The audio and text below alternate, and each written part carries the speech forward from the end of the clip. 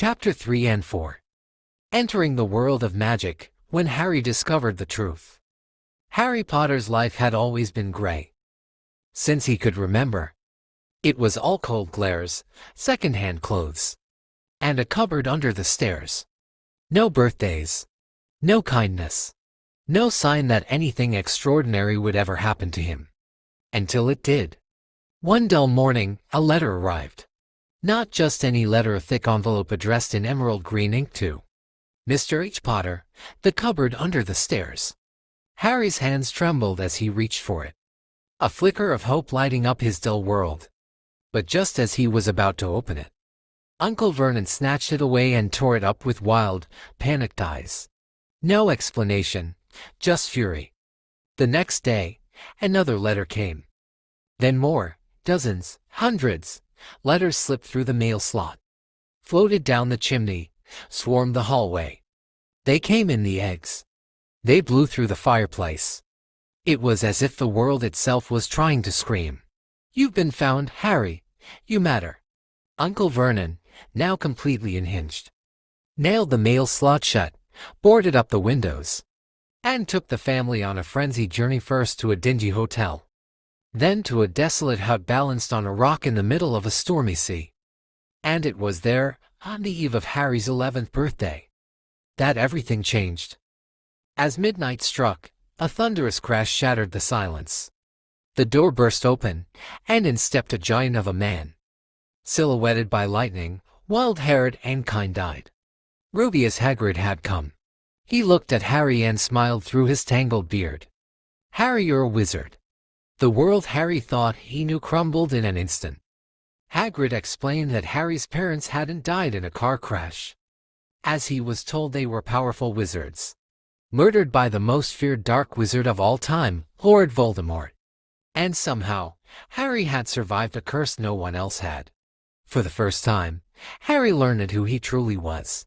He wasn't just a lonely boy in a cupboard. He was part of a world full of magic, legacy, and mystery. And in that moment, under the crashing thunder and flickering firelight, Harry Potter's life truly began. The storm raged on outside the desolate shack, perched atop a rock in the middle of the sea. Inside, the wind howled through the cracks, and the fire flickered weakly. Harry sat silently on the floor, his thoughts swirling in confusion. Then, with a deafening crash, the door burst open, splinters flying, and a giant of a man stepped inside.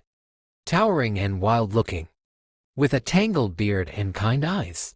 His name was Rubeus Hagrid, and he had come for Harry. With a voice as deep as thunder and a warmth that immediately cut through the chill, Hagrid explained why he was there. Harry was a wizard, and not just any wizard. He'd been accepted to Hogwarts, School of Witchcraft and Wizardry. Harry could hardly believe it. Him, a wizard. The boy who lived in a cupboard, who wore Dudley's old clothes and had never had a birthday party. But Hagrid wasn't joking. When Harry asked, with timid hope, if it was true, Hagrid gave a toothy smile. "Of course it's true. And a thumpin' good one, I'd say, once you've been trained up a bit." But the mood shifted when Uncle Vernon and Aunt Petunia tried to protest.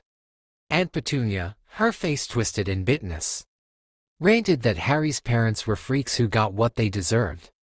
That was enough for Hagrid.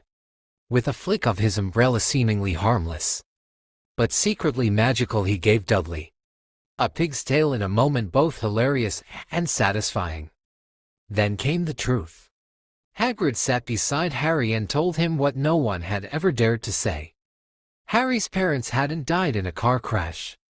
They'd been murdered by the most powerful dark wizard in a century, Lord Voldemort. But something unexplainable had happened that night. When Voldemort tried to kill baby Harry, the curse had rebounded. Voldemort vanished. And Harry survived, marked only by a lightning-shaped scar. From that day forward, in the magical world, Harry was known as the boy who lived. To Harry, it was almost too much to believe. But deep down, something clicked. The strange things that had happened around him. The way strangers seemed to recognize him. The dreams he couldn't explain at all made sense now. And so, under the roaring storm and the flickering firelight. Harry made a choice. He would leave behind the cupboard, the cruelty, and the life he never chose. He would go with Hagrid. He would go to Hogwarts. And his real life, his magical life, was finally beginning. Subscribe for next chapter.